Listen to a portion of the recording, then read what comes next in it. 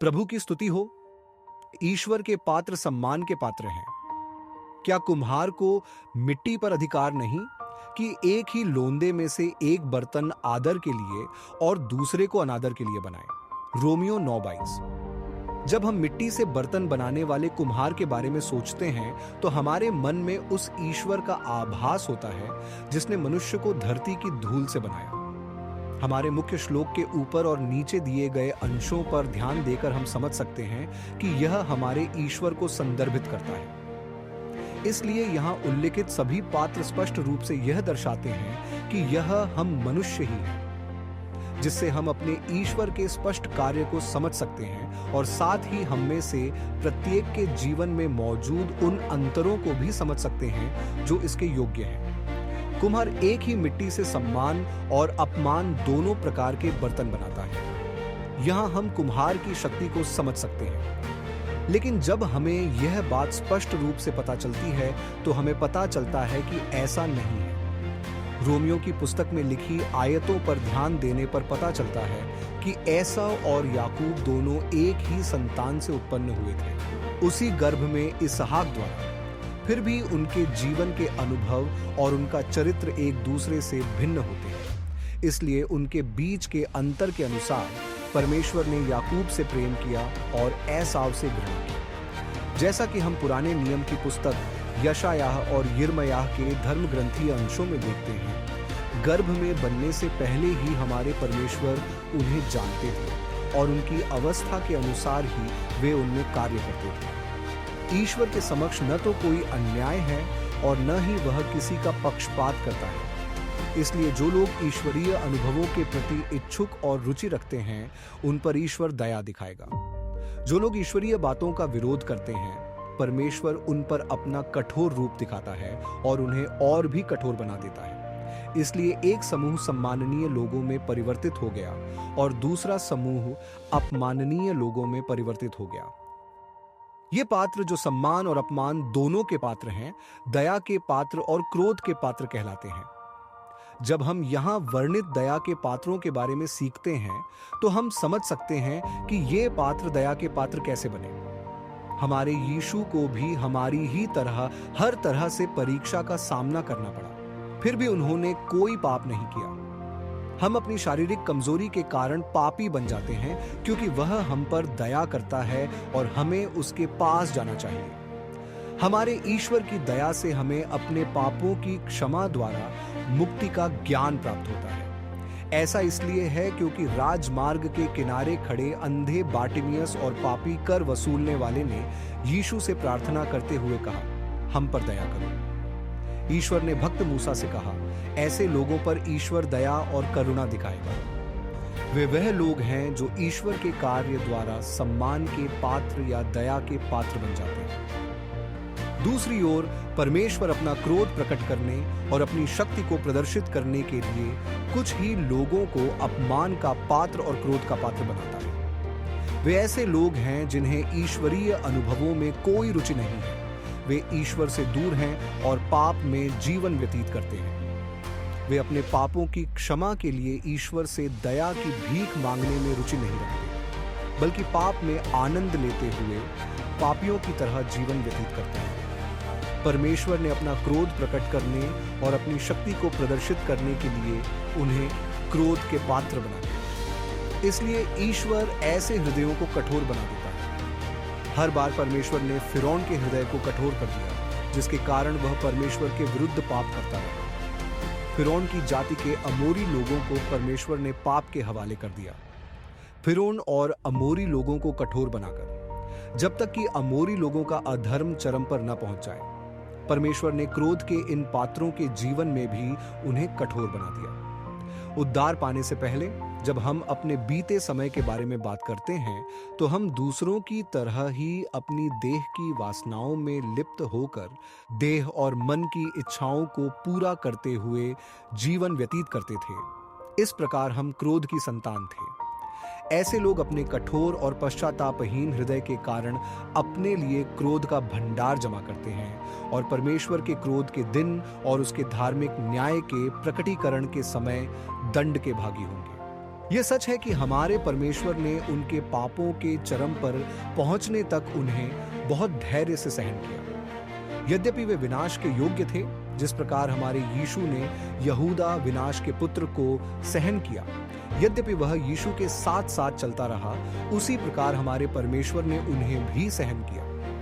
हम देख सकते हैं कि लगभग 40 वर्षों तक हमारे परमेश्वर ने इजरायलियों के विद्रोह और दुष्ट स्वभाव को सहन किया। राजा बनने से अस्वीकृत शाऊल को परमेश्वर ने वर्षों तक बहुत कष्ट दिया और इतने कष्ट सहने के बाद भी वह विनाश के योग्य सिद्ध हुआ। अतः अंततः उसका विनाश हुआ। क्योंकि उनके हृदय में अंधापन है, वे लुचपन में लग गए हैं कि सब प्रकार के गंदे काम लालसा से करते हैं। उनके अधर्म की चरम सीमा को देखते हुए जिस प्रकार परमेश्वर ने फिरौन का नाश किया, उसी प्रकार वह उनका भी नाश करेगा। इसलिए कम से कम हमें उस समय पश्चाताप करने के लिए प्रोत्साहित करना चाहिए जब हमारा परमेश्वर हमें धैर्यपूर्वक सहन कर रहा है, ताकि अंत में हम अपने परमेश्वर के क्रोध के अपमानित बर्तन के रूप में नष्ट न हो जाएं। जब हम यह जानते हुए पश्चाताप करते हैं कि हमारे परमेश्वर का धीरज पश्चाताप के लिए है, तो उनका धीरज हमारे लिए उद्धार बन जाएगा, जिससे हम नष्ट हुए बिना बच जाएंगे। इसके अलावा जब हम सम्मान के बर्तनों के बारे में सीखते हैं, तो हम देख सकते हैं कि हमारा परमेश्वर अपनी महिमा की समृद्धि को दया के बर्तनों पर प्रकट कर सकता है, जिन्हें उसने महिमा के लिए पहले से तैयार किया था। हमारे परमेश्वर ने जिन्हें दिव्य उद्देश्य के अनुसार बुलाया है, उन पर दया की है, और जिन्हें उन्होंने बुलाया है, उन्हें वे निरंतर धार्मिकता प्राप्त करने का मार्ग दिखाते हैं और उन्हें महिमा की ओर अगुवा करते हैं।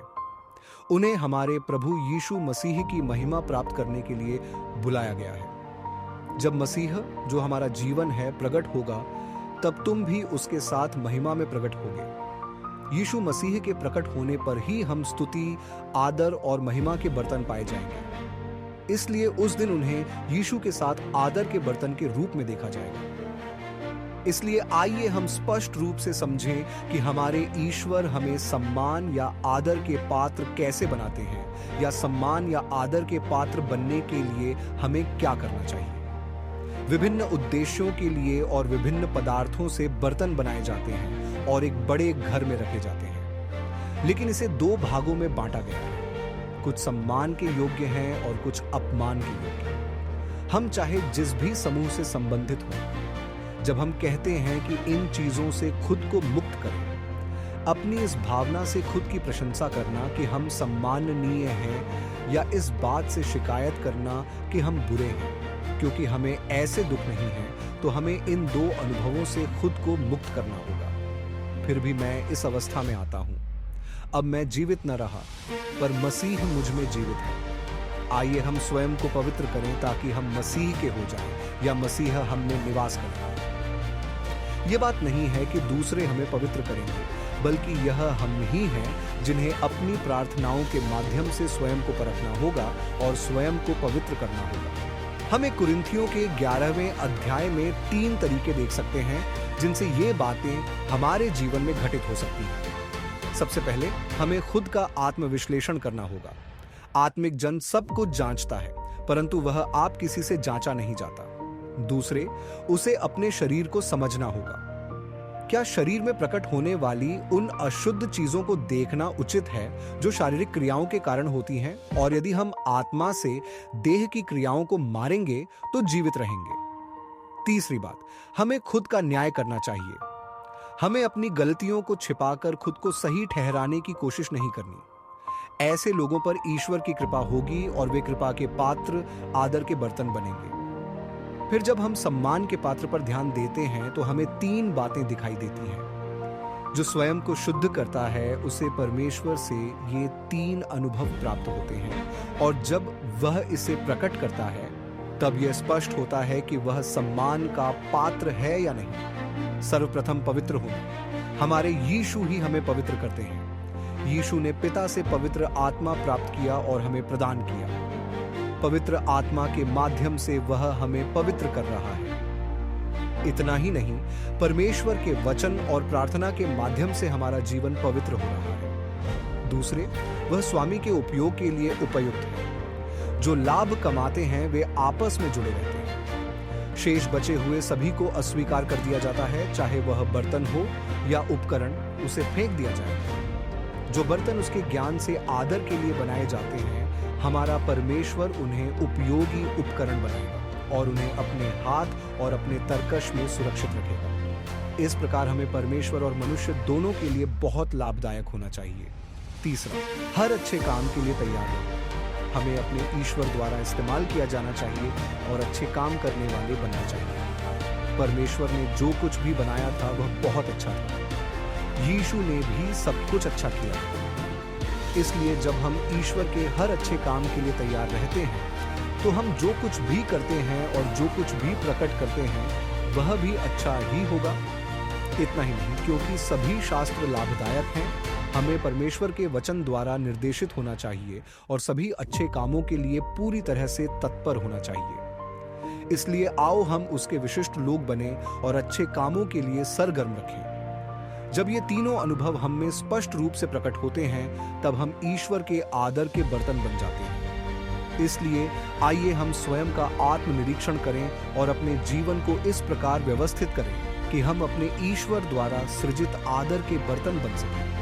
उनके प्रकट होने पर हमें आदरणीय व्यक्तियों के रूप में देखा जाना चाहिए। प्रभु परमेश्वर इसमें हमारी सहायता करें और हमें तैयार करें।